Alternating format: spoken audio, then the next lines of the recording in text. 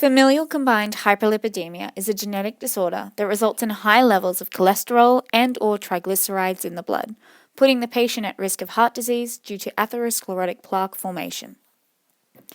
In normal lipid metabolism, cholesterol is important for forming cellular membranes and steroid-based hormones. It also plays a role in lipid-soluble vitamin metabolism. Triglycerides are an important energy store, as they are much more energetically rich than carbohydrates. Both are carried in the plasma by low and very low density lipoproteins. High density lipoproteins return excess cholesterol to the liver, where it is metabolized. These are sometimes lowered in FCH patients. Most scientists agree that FCH is polygenic, due to the lipid phenotype variability within and between individuals. As no one malfunctional gene can explain FCH, instead over 35 genes have been suggested, each with varying levels of scientific evidence. One that has been repeatedly linked to FCH is alternative splicing of the gene that codes for upstream transcription factor 1, or USF1. USF1 regulates the transcription of several genes that are necessary for glucose and lipid metabolism. USF1 binds to the insulin response sequence of fatty acid synthase and stimulates it, resulting in increased de novo lipogenesis in the liver. This could help explain the insulin resistance similar to diabetes that is commonly seen in FCH.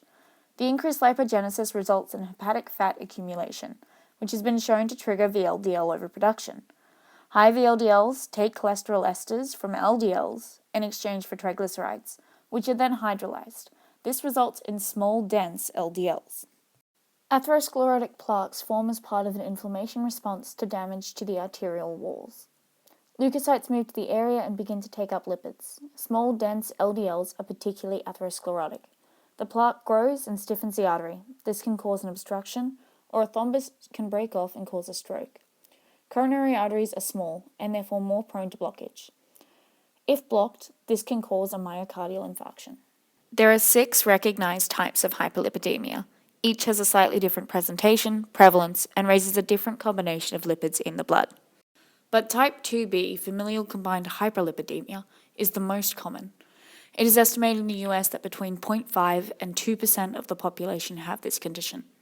For people with chronic heart disease, the prevalence rises to 10%, and for people who have survived a myocardial infarction, this number rises to a massive 40%.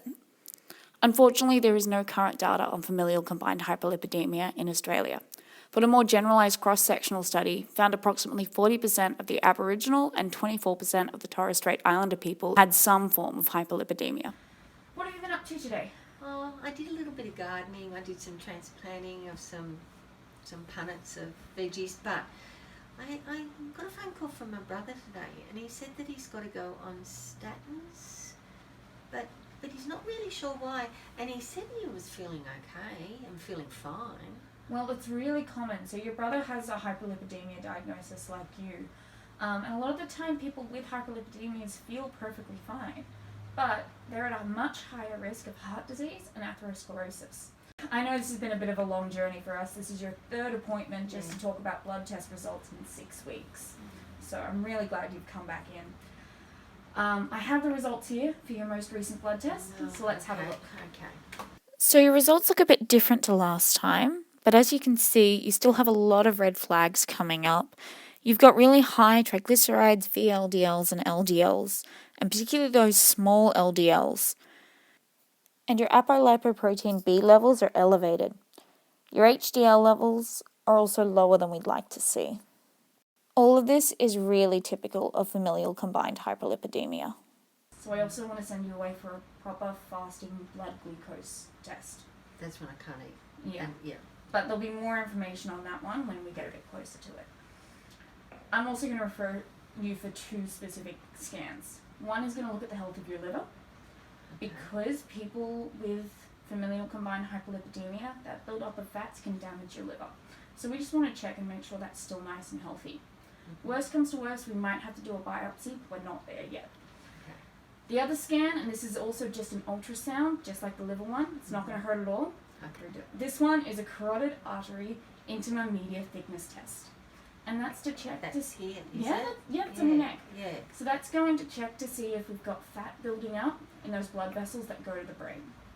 Okay, this is a really important way of checking to see how high your risk is for heart disease in particular. But don't worry, I'm going to have all of this written down for you so that you know what's going on. Oh, good. And I'll help arrange those referral appointments. Oh, thank you. So for now, do you have any questions? Not if you've got it all written down. That will be good. Thank you. Okay. Well, is there anything else that we need to talk about today? No. All right. Well, thank you for coming in, Gracie.